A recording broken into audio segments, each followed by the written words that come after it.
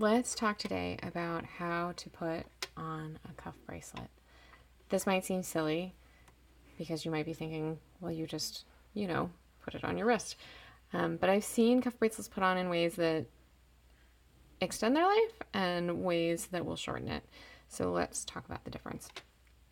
Of course, I'm going to start with the way that shorten the cuff bracelet's life, and that is to treat it like a bangle, which is tempting. It kind of has the same shape. It holds its shape as well, but these are smaller than bangles. Bangles are larger and are complete, and cuff bracelets have this gap. And so I've seen people try and slide them over their wrists, and I'm going to do that. It's going to turn my wrist red.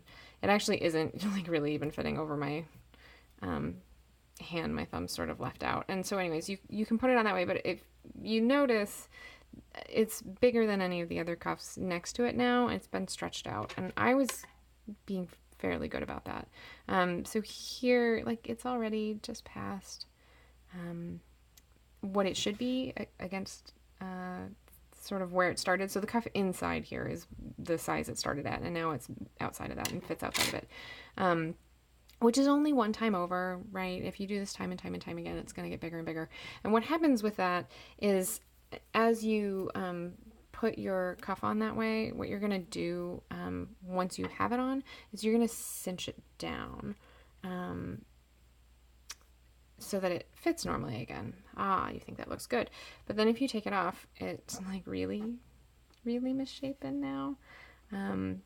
So here's a nice happy cuff, and this one sort of the ends don't point at each other, and it's a little flat here, and there's going to be a harder bend here. And what's happening is that we're starting to form harder bends as a result of how we're putting it on. So eventually over time, we're going to see this corner, this is going to start to make a corner rather, and we're going to probably start to see one here. That's just my wrist and how I cinched it down. And so if you're always stretching it out and cinching it down, that bending will harden the metal, which sounds really good. Ooh, it'll harden the metal and it'll be stronger. Kind of. Metal is funny like that, in that as you harden it, it can give it strength, but it also means that it gets brittle. So and as you harden it, it continues to want to bend in that same place. It's not like it bends in the other softer places. Like once you bend a spot, it's going to continue to want to bend in that one spot. Metal has a memory. And so as you're bending it to cinch it down, you're not just hardening the whole bangle, the whole cuff rather, but you're hardening this one spot where you bend it, or this one spot where you bend it. And those are going to be the places where it starts getting weak over time. And so maybe you make it a year doing that, but after that, it's going to be prone to breakage when you put it on, even something as gentle as putting it on, but especially if you snag it on something. Okay, so now I'm going to show you how to put a cuff on so that it'll extend the life of your cuff. And that's that you want to, it's kind of like parallel parking, in that you kind of want to go in sideways and then rotate into position. So as I'm doing that, I'm catching this on the underside of my wrist, and I'm letting it dig in just a little bit, not so much that it's uncomfortable. And then I'm pulling and lifting this side over here so that it clears, but it's a really small effort. So for this, I may be doing this much of a flex. It's really not enough that it's gonna create any bends in the cuff, and it's not going to create hard or soft spots. It's just sort of flexing across the whole length of the cuff, and that's what we really want, instead of having a couple isolated places that are taking all of that strain.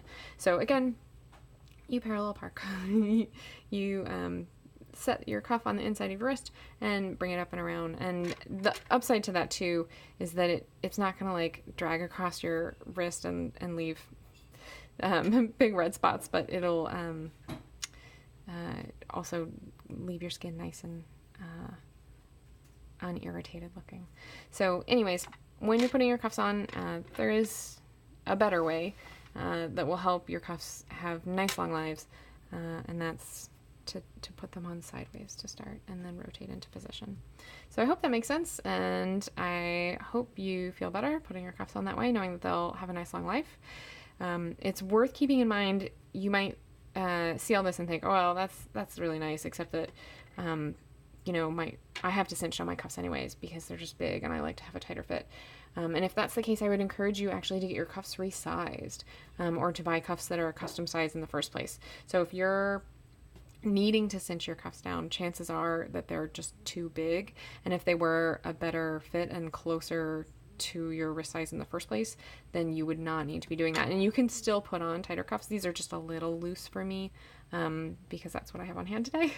They're about a half size bigger than they should be. But even if you have a cuff that's, we'll say, like slightly undersized for your wrist, you can still do this motion and expand it quite a bit, and it'll still, again, distribute all of the stress across the whole of the cuff body, and it'll extend the life of your cuff while still being a cuff that's nice and snug against your wrist.